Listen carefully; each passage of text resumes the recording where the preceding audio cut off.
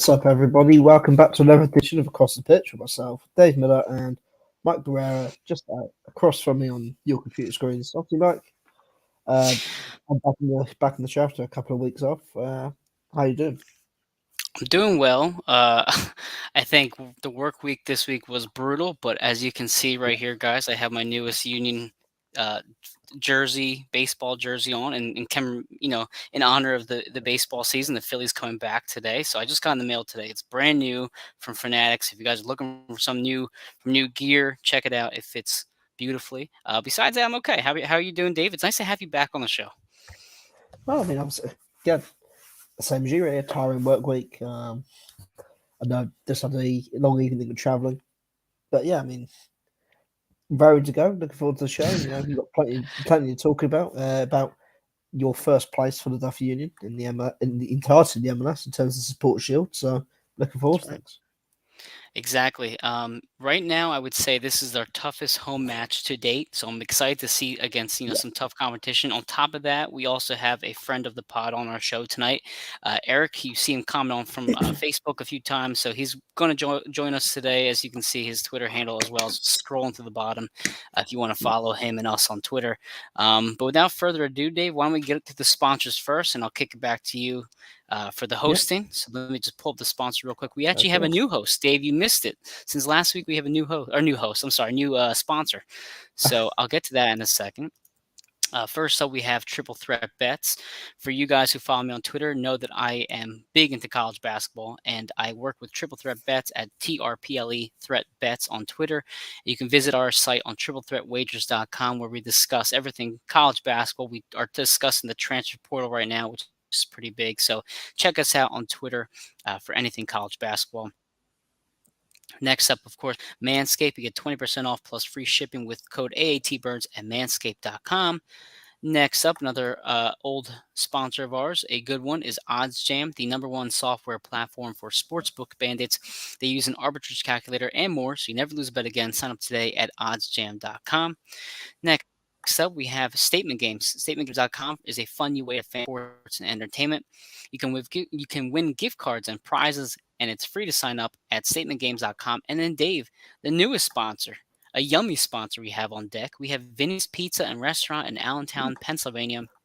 They are serving up Italian cuisine, including pizza, pasta, burgers, sandwiches, and more, available for pickup or delivery. Order today at Vinny's Pizza PA.com. And then lastly, if you want to get across the pitch gear, if you want to get anything AAT Sports Network, you go to the AATSportsNetwork.com/shop link to check out all the cool stuff. Definitely some great attire there. I know Johnny's always pumping out new stuff. But Dave, back to you for the show and the press conference notes. I mean, obviously the press conference was, I think, all in all, wasn't you know too memorable one. It was quite an eventful in terms of generic you know press conference. So as always, kicked off Jim reflecting on the sort of the previous game, the previous result, and he sort of again Hmm. just kicked off by saying again it was a game that was very professional from the Union. It was a professional performance, obviously being defensively solid from minute 1 to minute 90, limited opposition chances. But there was a bit of a shock that he wasn't expecting Charlotte to come out with like the 3-6-1 formation they tried to play. Um, but again, as I said, just full of praise for the team and the job everybody did. He said that the back four and Jose Martinez did a great job, sitting back and defending the goal, Andre Braut's goal, and he believed that obviously we've seen Gazdag really grow into this team over the last, not just the start of the season, but the back end of last year, the last few months. He believes it was Daniel Gazdag's best performance, and of course he's I on a 4-game scoring streak, which I don't think many people expected to see from him this early in the season. agree. Anyway, um, again, it was Jim's obviously a manager doesn't like to give too much away in terms of he won't be heavily critical or downplay an opponent. He'll always find a way to lift them up and make them sound like a strong team. And again, he did the same with Columbus, said that they deserve to win all the games that they've won this season. And again, it'll be another incredibly tough test that they have to take on at home. And again, whenever they've got a player like Zadarayan on the Mhm. pitch, they're always going to have to keep an eye on a player like him, and he's always going to give them a chance. In terms of the team news, which obviously I think a lot of Union fans wanted to hear, or usually want to hear when it comes to these press conferences. Obviously, Adibador will be back this Saturday, Jim says. He's trained all of this past week, so unless there's been a hiccup today, I imagine he'll play. There was a worry actually before last week's game against Charlotte that there was an issue with his MCL. Despite they heard some crunching in his knee, but they think it's arthritis related, which is something that Ali can sort of control at the moment or keep under control. Sergio is very likely to miss the game because of a hamstring problem, which obviously he came off with in the defeat in the win. Sorry, at Charlotte. And if he is to be involved, to be on the bench, and obviously there are talks of Mikel Uhre possibly starting the game. Which Yes. Obviously with Sergio out, it gives him a good chance, especially considering Mikel hasn't played or started the game in like 3 to 4 weeks now. But again, Jim also mentioned, the Union's great defensive record this year, and how again they're so stout. They only conceded 2 goals in their first 5 games, which is quite impressive. I think they've sort of a habit of that in the early stage of the season. I think we saw it last year as well when they must have gone about 5 or 6 games in a row without conceding a goal in the CONCACAF Champions League and the MLS. They went on that really good, sort of lengthy run. And again, we're sort of seeing it this year in terms of, being stout defensively. And Jim sort of said that he has players that love to defend. They embrace the idea, of having teams are at their most vulnerable when they're actually on the ball and they're trying to open the game up because they can use the high press and put the pressure on teams high at the pitch, forcing the mistake and capitalising on that. And at that point, when teams have opened themselves up, they're looking to be more expansive. There's going to be holes and gaps for players like Gazdag, Uhre, Carranza, even players like Ali Bedoya, Leon Flack, the fullbacks to capitalise upon. So I think that was an interesting outlook and how Jim sort of gave an interesting outlook on how this team, relishes playing without the ball. Yeah, no, it's a great points by you, and it was pretty much like you said, a cookie cutter type of press conference from Jim Curtin. But most importantly, the injury news. We saw in the Charlotte match, Sergio right before he came out, he was running for a ball towards inside the box. It went out for a goal kick, but ultimately he kind of comes up limping, grabbing his hamstring. So as we all know at this point, Sergio Santos has a consistent injury history with his legs. We've seen it time and time again. So him having a hamstring injury is more significant than some other player that we have on our roster. So we want to keep a close eye. I hope that if he's not 100%, don't put him out there this week. Just let him rest. Yes, he's important to the team, of course, but ultimately we need to have him next month and the year and then the month after that, etc. So I do want to touch on Charlotte, but before I do, I'm going to bring Eric on the show because I know, as always, he and I and you, Dave, as well, we always watch every single match. The one on the Charlotte, so I'm going to bring him onto the show real quick. Let me see. What's up, Eric? How you doing tonight? I'm doing well. How about yourself?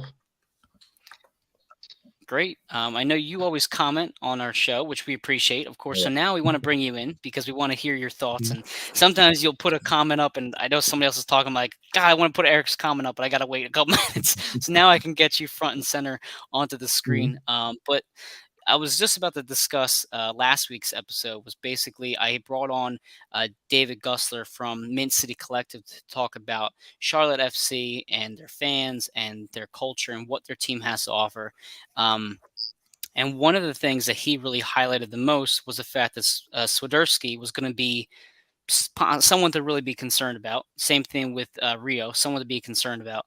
I don't know how much you watch of the match. Did you watch the whole match, Eric? Yep, I watched the whole thing. Yep. Okay, great. What were your thoughts on Charlotte and how we kind of handled their offensive attack?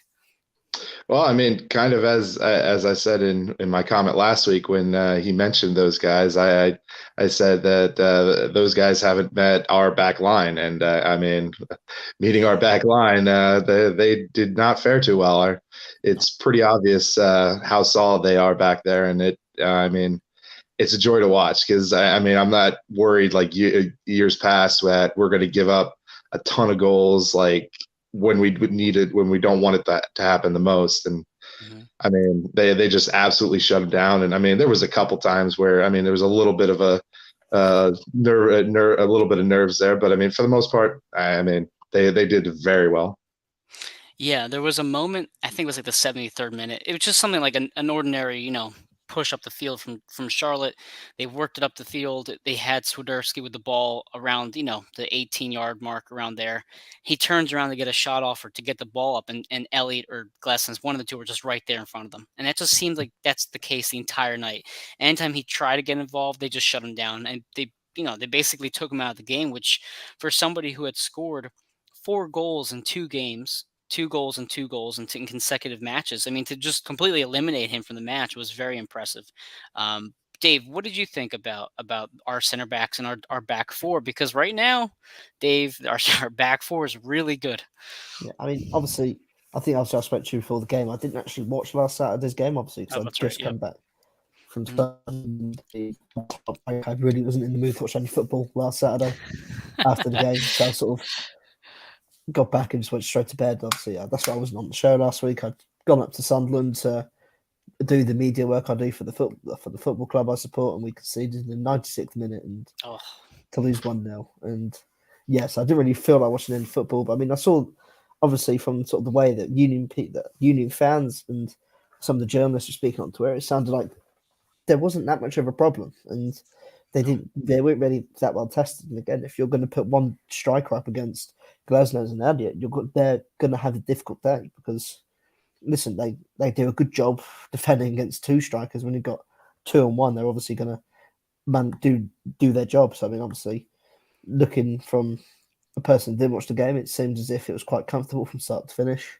Obviously, the early goal in the middle of the first half obviously always settles the nerves. Well, not even the early goal, sorry. The early goal on the start of the game, sorry, obviously settles the nerves. And I think it was so important for this game as well. And I think it sort of chucks the Charlotte game plan out the window was the fact that they managed to score right at the start of both halves. So again, that completely throws the game plan out the window, especially at the start of the second half, because that's sort of every manager's worst nightmare. Given the big team talk, getting your team, getting the tactics ready for that second half, and conceding straight away just chucks everything out the window. And I think again, both sort of things sort of work in the Union's favour. It's sort of like, okay, we've got a goal. We'll literally just sit back and just watch you guys pass the ball around. Possibly, must we let you do that? And again, having one shot on target, one shot on goal the entire game sort of speaks to volumes of the job that the Union did defensively, especially coming after scoring the goals. Yeah, I completely agree with that. I mean, Eric, in terms of, I guess, obviously they scored 2 goals early, Carranza and Gazdag with the goals in, basically the first couple minutes of each half. Was there any player in particular for you, Eric, that stood out that you really thought played great, or anyone that you wanted to talk about tonight or highlight from the Charlotte match? I mean, yeah, there was a few, but I mean, I think more really like it kind of goes into years past. Like to me, it's the total team effort that really I look at, and I mean, they just smother the other team, don't allow them really very many chances, and they shut it down if anything happens, and then they very businesslike get their goals that they need and finish. I mean, outside of the couple minutes scuffle against NYCFC, I haven't really had like my blood pressure go up or down at all this entire season. It's been flatline. It's been just smooth sailing the whole time. That's a great point. So it's funny because we were talking about last week when we were discussing what Charlotte would have to be concerned about. And one thing I mentioned was the fact that you had Olivier Mbaizo starting out the season, right? He plays mediocre against Minnesota. He almost had a mistake against Montreal as well. But since Nathan Harriel's been in that spot, it's just basically been a brand new team, in my opinion, because it's been so comfortable every single match. I saw some people on Twitter saying, this game could have been 3-4-0. I agree with you. I think the game against Charlotte could have been 4-0. I mean, for example, Mika Uhre, who's finally getting some more playing time in a normal setting, not a man down, he has that breakaway shot against the keeper, which, by the way, he probably should have made. That's besides the point. You just felt like there could have been at least 2 more goals in this one. And with Gazdag playing as good as he is, and with, Nathan basically solidifying that back right spot, like I didn't go into that match last week with any sort of concern. And once they scored that first goal, I was like, okay, I'm going to sit back, relax, watch the game, and just enjoy myself. I mean, Dave, do you feel the same way as Eric does? Do you feel that level of comfort with this team right now? Definitely at home. Definitely at home at Subaru Park. I mean, on the road, I think after that incredible run, I don't think they won a road game for like 5 months last year. Yeah. So that is sort of, I'll never be comfortable on the road. But I think at home, yeah, definitely. I mean, again, we've seen in a couple of the road games this year already where they have been a bit frail. They've been a bit, I don't want to sound like a Debbie Downer, but they have been very lucky. I think if the foul wasn't given on the half to the goal in, I believe it's Montreal, Mm-hmm. this start to the season could look very different. Obviously, you go 2-0 down, the game you weren't playing very well in. But again, sort of the luck is on their side at the moment. I think they're taking good advantage of that. And as you mentioned about Mikel, obviously, we saw him in that short stint against Montreal again when he came on with 10 men. But again, his pace alone allowed him to create a couple of really good chances. And I think Yes. that's going to be so big for this team going forward, especially when they're playing on the road against, the likes of New England and good teams in the Western Conference, because his pace alone will create chances. I mean, again, I think that's what the biggest issue for this team last year was, a lack of pace going forward. And I said Yep. that too, but I think maybe Uhre could solve it, is the fact he plays on the last man. Any ball over the top, he's always got a chance of getting on the end of it. So again, that sort of pace, that keeps teams on their toes. They don't, if Kasper Jabirko's up front on his own, teams go, okay, screw this. We're literally going to go sit 10 yards inside the half, because even if Jabirko gets in behind, we know our fullback or centre back's going to catch him. With Uhre, it's a different case. And I think that was the biggest thing that team lacked this year, and getting him into this team. And I think he's quicker than Sergio Santos. I think he has that He's natural burst. I think he's the better burst. Obviously, Santos is quick, but he has a better burst than Santos. He can go like that, whereas Santos takes a bit of time to get going. And that is so important for a team in the way that plays the way the Union do. And again, he's not a player that will think, okay, I've not had the ball for 10 minutes. I'm going to come drop deep and try and get the ball there. He will stick on the last man, and he will try and take any advantage of any mishap, any miscalculation of going towards the ball or misreading the ball. And I think it's going to be so important going into the later stages of the season. Potentially, it could be he could be the difference between, again, an Eastern Conference final and winning the MLS Cup. Well, that's okay. So just kind of going on Mikael real quick before I shoot it back to Eric with a question. Not only is he obviously a threat to score, but in terms of facilitating as well, I believe the one shot that Daniel had on goal was sparked by him making the run down the left side. I'm almost positive it was Uhre who had that pass to Daniel, find him in the inside of the box, basically wide open. And even on the play where he was one on one with the keeper and he ended up being too hard with the touch, he was still able to settle the ball down and get it right to Corey, who he was a little bit high and he just missed him. But either way, he's able to facilitate and to get the ball, to players within the box much more comfortable than what we're seeing before with other players.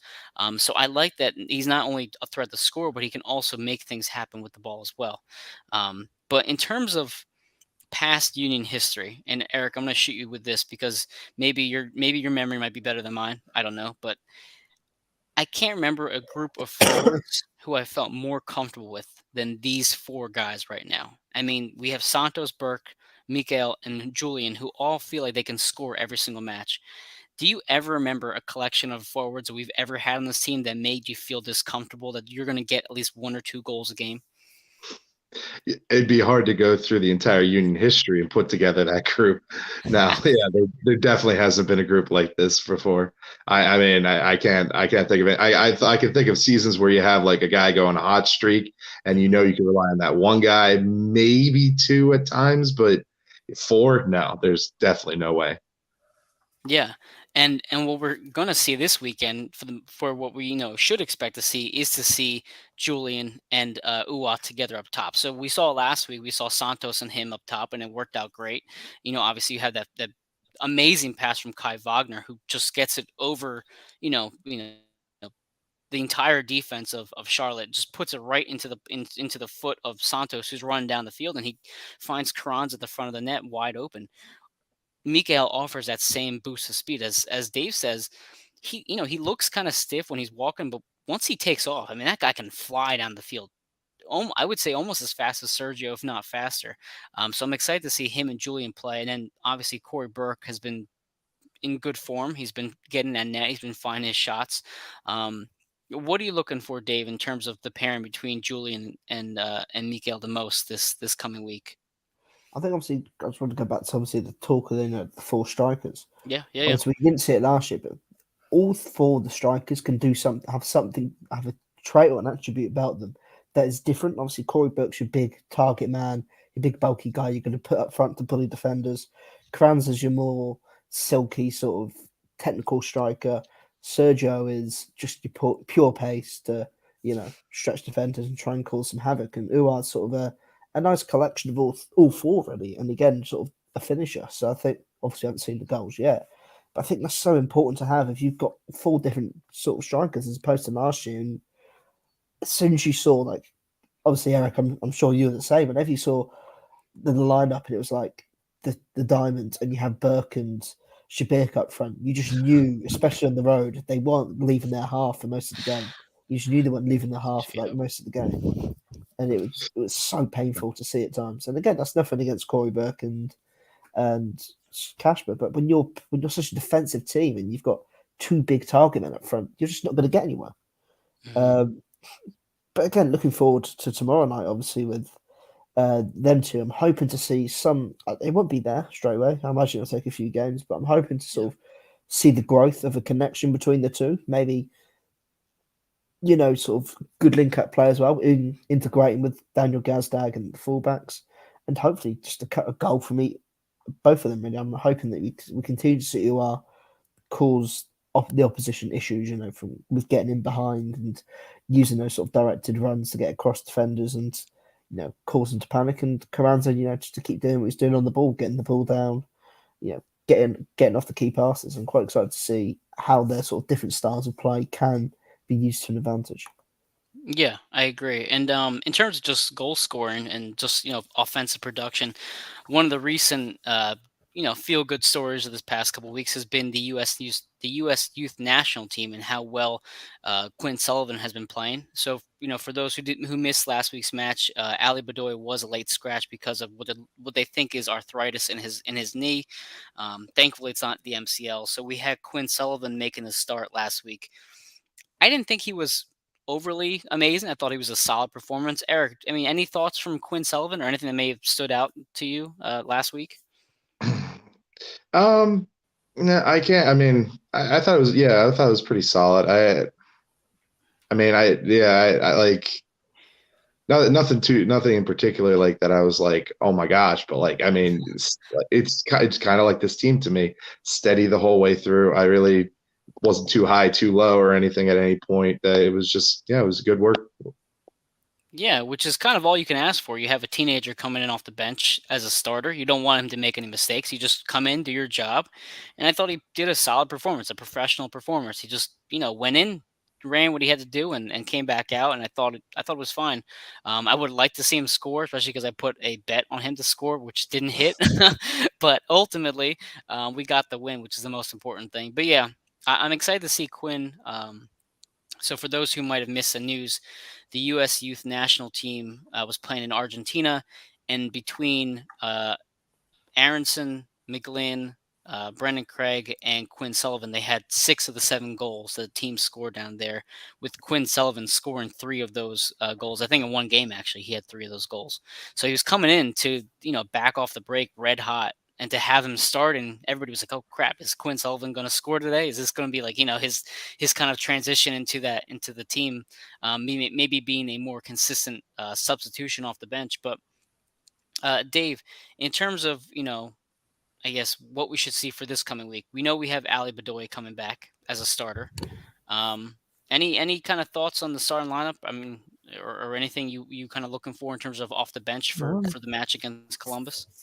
I imagine it'd just be 2 changes, which would be Mikael in for Sergio and Ali in for Quinn. I think that's sort of the 2 logical things. I mean, again, Jim doesn't, really go for the extravagant sort of, changes where he'll make 4, 5, 6 changes in a game. Obviously, we saw it at moments last year when it was for the CCL, which he again obviously stated throughout the year that is the priority. We want to try and win that. We want to try and go as far as we can. That'll be the priority when we can.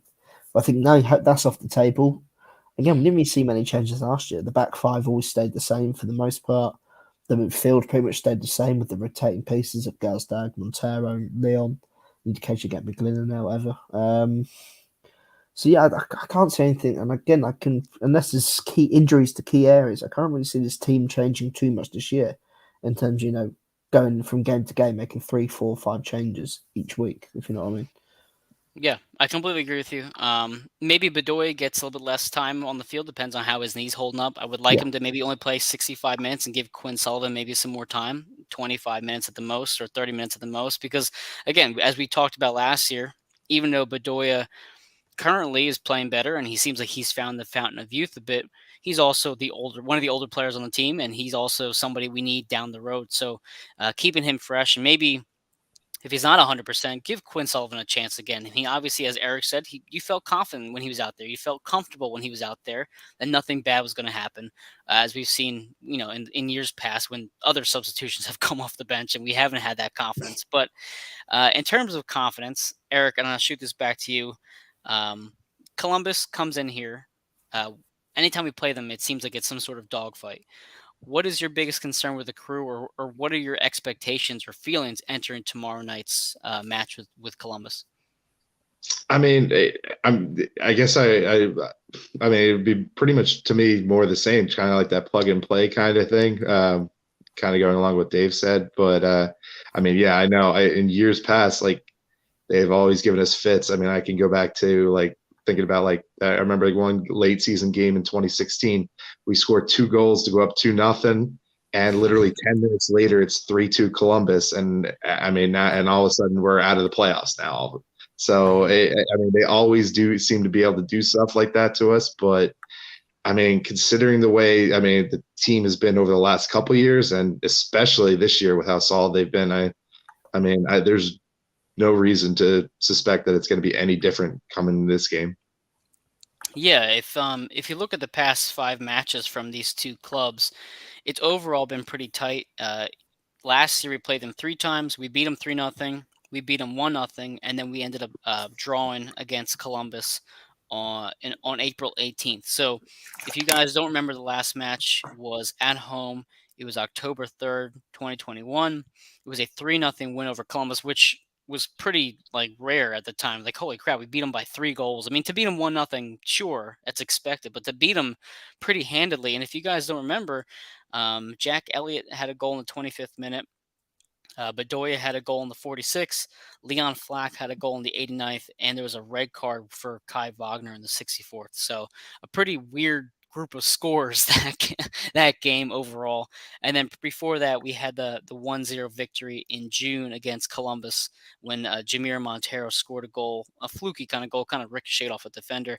And then before that, like I said, the 0-0 draw up in Columbus at the beginning of the year back in April. So I'm expecting it to be closer to the 1-0, maybe 1-1, 2-1 outcome. Dave, what are your thoughts on what we saw from them last year, and what you think you should expect from this year based off their current results? It's interesting because, I mean, if you look at the contrast to the games last year, Columbus didn't score a single goal against the Union. The Union kept clean sheet in all 3 games. I think that, again, that's a testament to how good defensive they've been. But this year, Columbus are a different story. I mean, they've look at the games. You can see, obviously, lost 1-0 to Nashville. They conceded against the Red Bulls, conceded against Toronto, they conceded 3 against San Jose. They're only clean sheets on the opening day of the year. So, I mean, again, they conceded, I think, 5 or 6 goals already this season, which obviously for a team that we know is defensively solid, it's an interesting one. But I think, again, obviously, Nashville are a team that we have very fond memories of last year for many different reasons. But again, they have that sort of Union style of play where we'll sit back, we'll pick them apart, from afar, and take our chances, which is what Nashville did against Columbus last weekend, and managed to win 1-0 and let Columbus essentially dominate the game without having any real sort of chances. So I think that you could see a similar sort of game tomorrow. Obviously, I think from an entertainment perspective, you're hoping the Union put on a clinic and we see a game where some nice passing, like part like team goals and things such as that. But I think that'll be the ideal thing. I think tomorrow you've got to realise it's going to be it's going to be a plucky game. Both teams are going to again. It's a weird one because I mean, again, as you guys say, it's the most probably arguably the team that is when the Union face them, it's probably the most unpredictable team they come up against because you never know what you're going to get from both teams. Yeah. So it's easy to sit here and go, I think the Union could win 1-0, but then you go into the game tomorrow and it's a 4-4 draw and going with 5 minutes to go and think, oh no. But I mean, as Eric says, Union are 2-0 up coasting with 25 minutes to go, and with 15 minutes to go, Columbus are 3-2 up. And do you know what I mean? It's a game that's shown it can go anywhere. Last year was probably the most comfortable it's been in sort of this short rivalry that's happened over the last few years. Mm-hmm. But I'll go 2-1 Union. I think Columbus will score, but I think again the Union will have too much going forward with the sort of run that Gazdag's on. When you've got players like Kai Wagner on the pitch, and again Nathan Harriel, he's shown that he's produced a few very good assists. Since he came into the team last year. So players like that who can create chances and create goals, and Ali Bador as well. I'll go 2-1. I think the Union will have too much going forward not to score at least a couple of goals. Yeah, if to talk about Dave's mention of the goals against for the Columbus Crew, and I'm looking at now on ESPN, for the team total goals, the Union have 9 goals on the year. The Columbus Crew has 10. The Union have only allowed 2 goals this season, which is incredible after 5 games, which is also one reason why they're still undefeated. But the Columbus has given up 6 goals so far this season. So to Dave's point, they've been giving up goals left and right, which is something promising for us, especially with how red hot Gazdag is and how you expect Mikhail to finally find the back of the net tomorrow afternoon. But it's I just don't know when this defense will ever make that mistake and that break. See, that's a thing too that we kind of talked about when Olivier was in the match. When Olivier was playing, we kind of expect him to have 1 or 2 moments that would kind of either lead to a goal or at least lead to a chance at a goal. Since Nathan Harriel's been in the match, I cannot think of a moment where there was just complete mental miscue that led to some sort of scoring chance, and obviously not to a goal because we've been basically red hot defensively lately. But when you think of Columbus and you think of their playmakers and you think of what the Union has done so far, they've been able to keep these bigger names in check. Castellanos, Swiderski, like Eric, I mean, recently, even not just this year, the past year, how do you think the Union have done against the bigger stars of their opponents? I mean, even last year, like there was times where like some of the big names you come in, you'd be nervous. Like I mean, despite how good the defense was, they were known to give up. Like they would have that one momentary lapse that let in 1 or 2 goals. This year, I mean, so far, and hopefully, knock on wood, it continues. You haven't seen even close to that yet. I mean, they've absolutely shut them down. So, I mean, they've honestly, to me, the Harriel is a big addition, but the other 3 are the same people. Like they've taken their game to another level. In my opinion. I agree with you. And that's what you. So last year, I think before the season started, Dave and I have been kind of talking about players that you think can improve or can make it the biggest impact. And one of them that we talked about was Jack Elliott. We saw his production last year. It went from being someone that you could trust defensively to somebody who can now produce on an offensive level. And you could see him get better and better and better as the season went on. And this year, you expect him to have the same impact that Glessenskin has offensively to some extent, right? And then you have Kai Wagner playing great, and he's sending passes like he did against both Montreal and against Charlotte this past week. These being able to stretch the field with someone like Santos or Mikhail. And now you have with Harriel just playing confident and playing well and not doing anything dumb and being able to facilitate and send passes into the box that are dangerous. And honestly, even from a offensive scoring standpoint, he can jump a lot higher than you expect. I mean, he can really go up there and get a header. The back 4 has been incredible this year. But I mean, Dave, I guess kind of same question. What do you think's been different this year with them and how they've been able to shut down these kind of superstars that we have in the MLS? Again, I don't want to sort of downplay things, but again, it's there's definitely some luck involved. I think again we sort of go back to that Montreal game. I think that again, I think the outlook on the season could be so much different if they draw that first game, they go to Montreal and lose 2 or 3-0, and then there's more pressure on these other games. But I think it's probably more of a confidence thing. I feel like last year we saw so often they always, I think as Eric alluded to, as well, they always had that lapse of concentration. They always had that mistake in them. I mean, even when they were winning games on the road, they always had that mistake. They always had that cock up that would lead to a goal. We saw it in that Minnesota game last year and lost 3-2, and all 3 goals came down to defensive mistakes. When they conceded in the first minute in Nashville due to a lack of concentration, that sort of hasn't been there at times this season, apart from the opening 2 games. I think that may be down to us, perhaps, but I think perhaps it's also down to the fact that now also playing more games, they're getting more used to getting back into the groove of things. I think it's a combination of a lot of things, but I think it could be very good coach for Jim Kern. Maybe him and his staff have managed to try and stamp out these mistakes and things to keep them on their toes and keep them focused for 90 minutes. So again, who knows? I think it's a combination of things, but in terms of the back, they've always been reliable. I think we said it multiple times last year. When you look at that team, that back 4, back 5, even Jose's been less of a liability this year. He's still collecting the yellow cards, doing things more simply. So again, obviously he didn't get his move to Europe, so perhaps he's knuckling his head down and going, okay, maybe I've got to take it to the next step. So perhaps again, some of these players maybe have their eyes on these moves. There's no disrespect to the MLS, but again, we're under no illusions that Kai Wagner wanted to leave in the winter. Sorry. Again, Jose's been linked for a long time now, and Jack and Jacob are a different sort of story. They both signed new deals, and they're both long-term players there for the future. But I mean, it just seems like a combination of things really, which again, it's a positive because they're not conceding many goals. They look defensively solid, and they weren't as much of a liability at times as they were last year in key moments. So I mean, you can't really complain. Well, I guess when you think about a team and what's going to beat a team. So last year, I think for the most part, and I think we've kind of hit on this twice now already today, when you wanted to play the Union, you kind of knew that if you just kind of put pressure on them, eventually they would make a mistake. And most of our goals that we gave up were just mistakes, mental errors, bad communication. And we saw it again with the Minnesota game when Olivier gets beat twice, and then everybody else kind of gets thrown out of place, and next you're down 1-0. But when you think about this team this year, and if you're trying to game plan against the Union, I don't know how you game plan against the Union. You can't attack Nathan because he's shown he's good enough.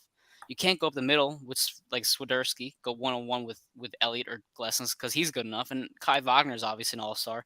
Then you have Jose Martinez up top. Leon Flock.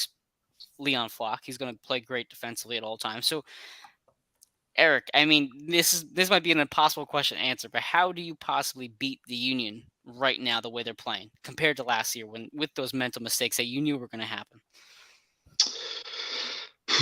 Good luck. I mean, honestly, the way it's gone this entire season, I mean, I couldn't. The only thing I think of is maybe you kind of like in the first game, you get that early goal and then hope you can keep them off their game long enough that either they don't respond with a goal or you were able to get that second one in time. But yeah. I mean, honestly, right now, unless you really strike very quickly, I don't see anything that really would work consistently against them. I think that's a great point. Just basically attacking them in the first 10, 15 minutes. Hopefully the Union come out a bit slow. I think the Red Bulls do that sometimes. They attack us early, see if we can give up that early goal. And if we do, as we've seen in the past, the Union do struggle at times to get back into games. But this year, I feel like that's not as much the case. We can probably come back now, as we've seen now already twice this season, and kind of take back a draw and hopefully end up pulling away for a win. But Dave, I mean, I guess same question. It's a tough question because I honestly don't even know how to answer it. Any thoughts on how you would beat the Union if you're coming into especially if you're coming to Super Park? Again, I think it's trying to capitalize on trying to force a mistake. I think we saw last year as well. There was a run of games. There was a couple of months where they conceded in the first 10, 15 minutes of every single game. It was from set pieces. But again, I think this is no disrespect to Nathan. He's a very young player. But again, I think he is that sort of target in that team in terms of if you're going to try and attack a side, it's going to be Nathan. Because if you're hoping he makes that one mistake, he may never do it. But if he makes that one mistake, how is he going to react after that? And I think we saw it on. There was a game on in the Premier League on Wednesday between Burnley and Everton, where the Burnley right back who had done really well since he'd come into the team, had been exposed time and time again. It was leading to big chances.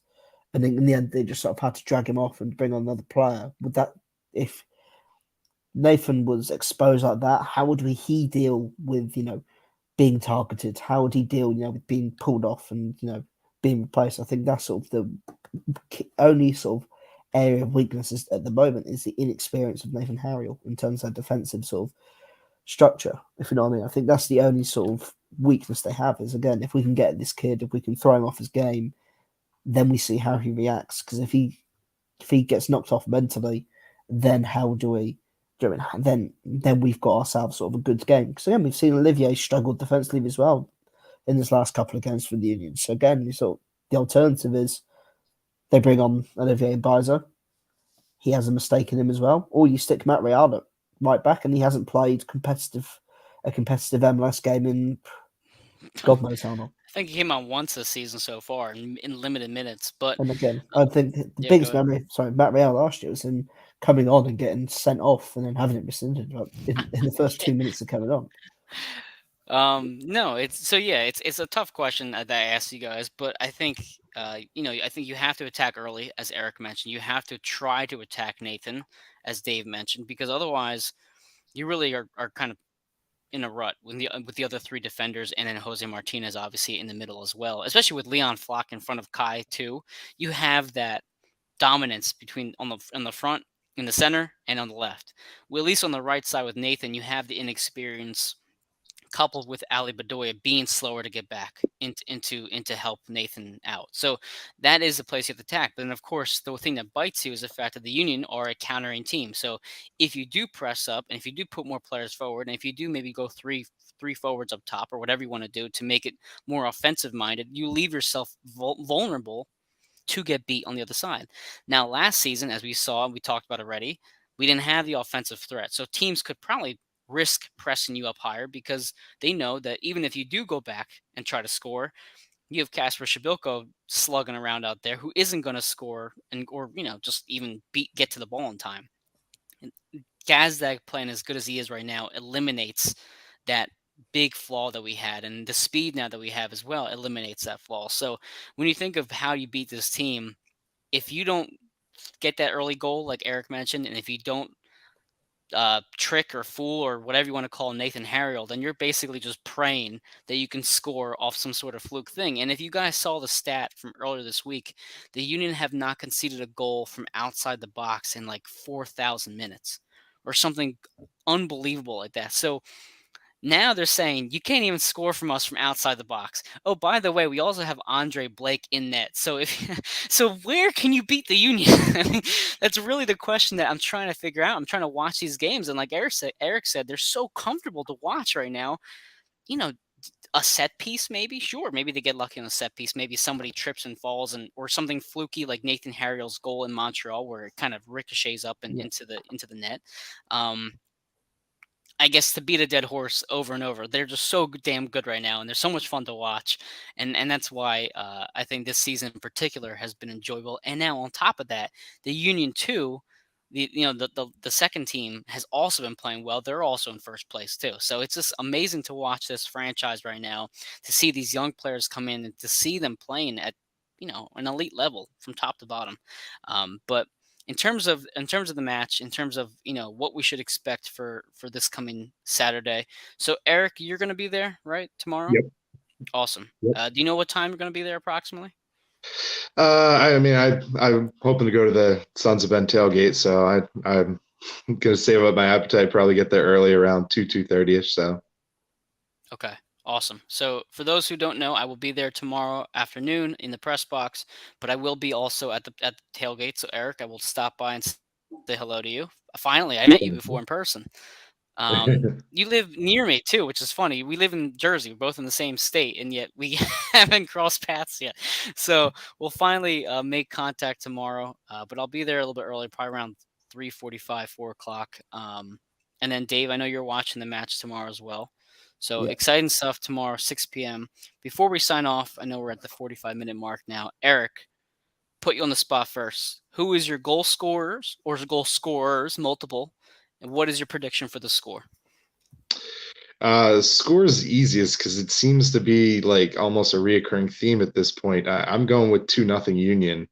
It kind of along the lines that you said with the stifling defense they have and everything right now. The fact that Columbus has that typical more defensive mindset and everything.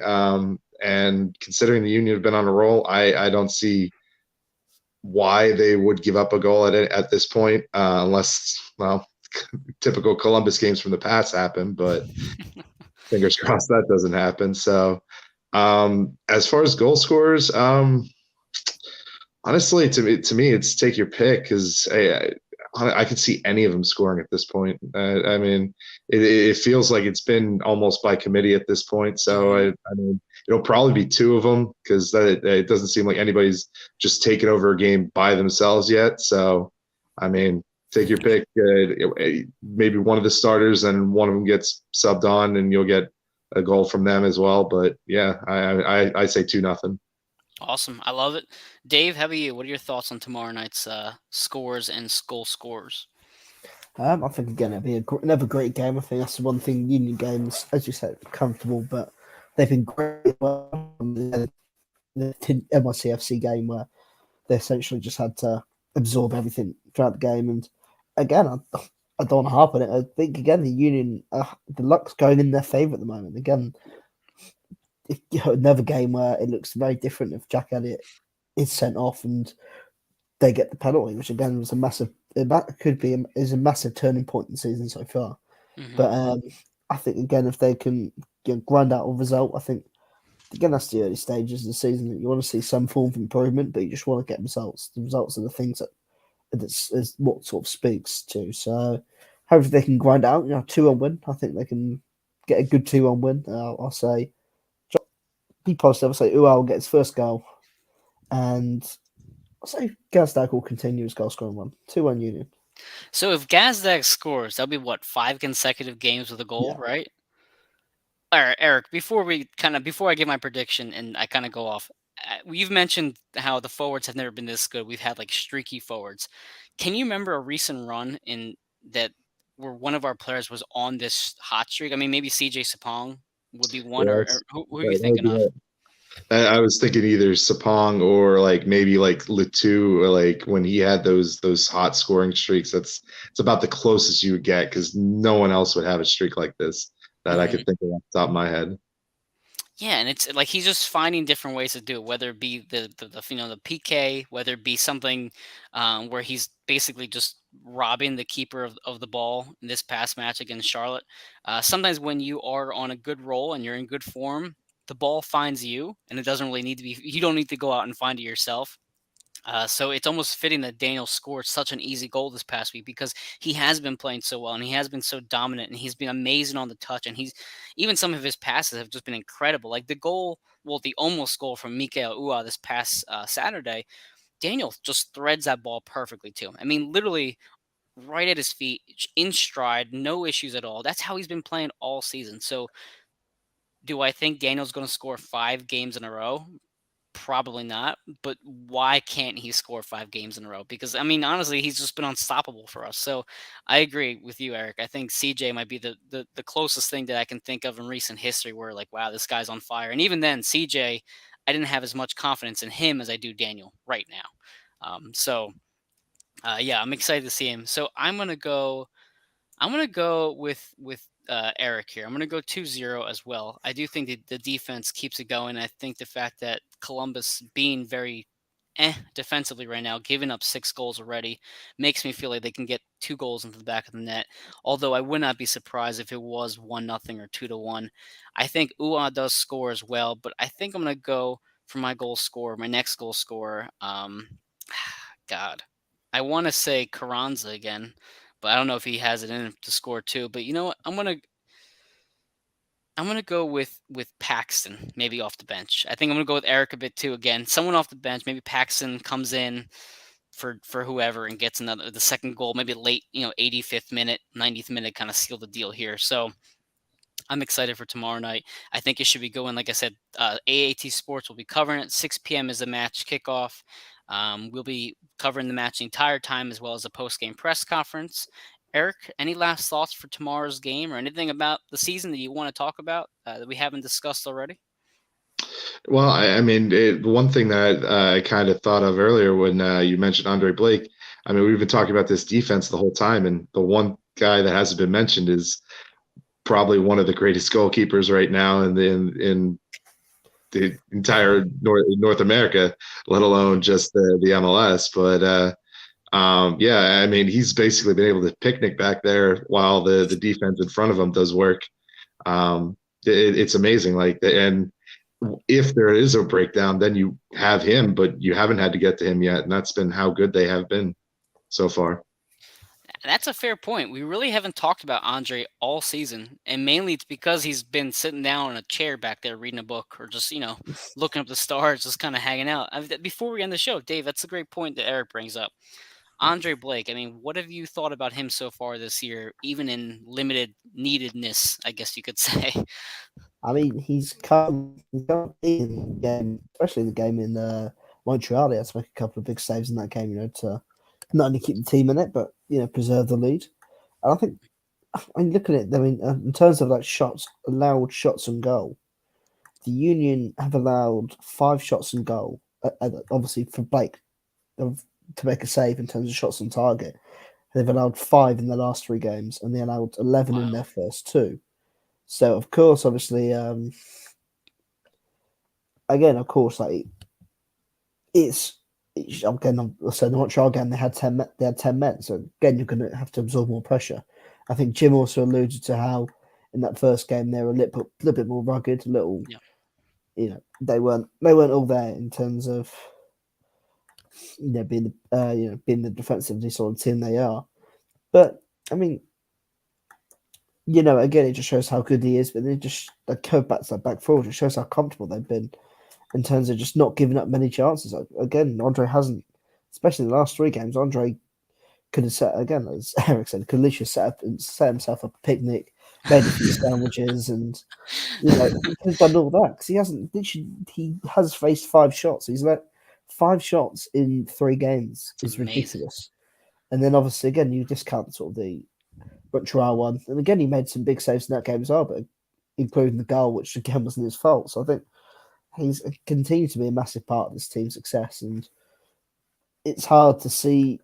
It's hard. It's going to be a hard day or difficult day when he does retire or if he does leave. I think that's going to be the biggest one. Yeah, I'm not looking forward to that day. And right now, he seems, playing at his highest level, even though he is in his 30s, I believe. Right? He's only like 31 or so. Eric, do you know how old he is, Andre Blake? Yeah, he's definitely around 30. I mean, yeah, I don't. Yeah, he had to have gotten it as. He's 31 next year. Yeah, so yeah, early 30s. I want to say. Yeah, and he's still playing. I mean, at the highest level possible. As you said, probably the best goalkeeper in North America, at least, and definitely in the MLS. I would put him over anybody. Yeah. But, going back to the minutes thing, where you're not scoring from outside the box within 4,000 some minutes. I mean, you know that it's impossible to, well, not impossible. It's very difficult to beat our back 4. So even if you try to take a shot from distance, Andre's always ready, and it almost seems as if as soon as the ball takes off towards him, he already knows exactly where to go, where to punch it out, and it's almost as if he beat you before you even thought about beating him. It's just that's how quick he is. And you see some of his reactionary shots. Some of his reactions are absolutely unbelievable. I mean, they really are spectacular. Like, how does he even realize where to punch that ball out to? And it's not even like he's saving them and the ball is being, ricocheted back into the box. He's saving them and the ball's going sky high out of play completely. So he's not only saving them, but he's keeping the danger away from him entirely. So credit to Andre. Again, credit to the back 4 and how well they've done. I mean, I guess back 5, they want to throw Jose in there too. But Andre Blake hopefully will have another easy day tomorrow. And I guess if you are an opposing team, you want to at least maybe get a set piece within 20 yards away and hopefully try to beat Andre Blake off a set piece. But, God bless you if you're trying that route. Dave, any other thoughts, though, about this match tomorrow? Anything else about the season so far? Not really. I think, again, as I said, the Union have rode their luck. They've had the luck go in their favour in the big moments. So I think, again, that's what happens with successful teams and good teams. They capitalise when the luck goes in their favour. You see so many teams. I mean, again, we saw the Union last year when it happened to them, in some big spots. The luck went in their favour and they failed to capitalise on it. So again, that's what good teams do. They when they're given a hand, they take it and they take full advantage. And I think this is what this team has as opposed to last year. It has that sort of killer instinct it didn't have at times last year in terms of finishing games off or being able to see out games. I think it's huge. Yeah, I couldn't agree more. There's certainly a different confidence in this team, and there's certainly a different comfortability that we have as fans, as Eric mentioned earlier. Just enjoying these games and not feeling stressed out. And hopefully tomorrow, Eric, at the stadium, we're not as stressed out. But thank you for joining us. I know you comment all the time, so we appreciate that. Definitely it makes us happy to see people chiming in and talking. But you're 140, right, Eric? Section 140 with Section the 140. ASU. Yep. Okay, awesome. So I know I'll hear you for sure out there, and I'll see you tomorrow afternoon. But otherwise, guys, thank you for joining us. Eric, we'll have you back on again soon, and Dave, I'll see you. I'll see you out there on Twitter, and have a great night, everybody. Good night, guys. Go Union. See you.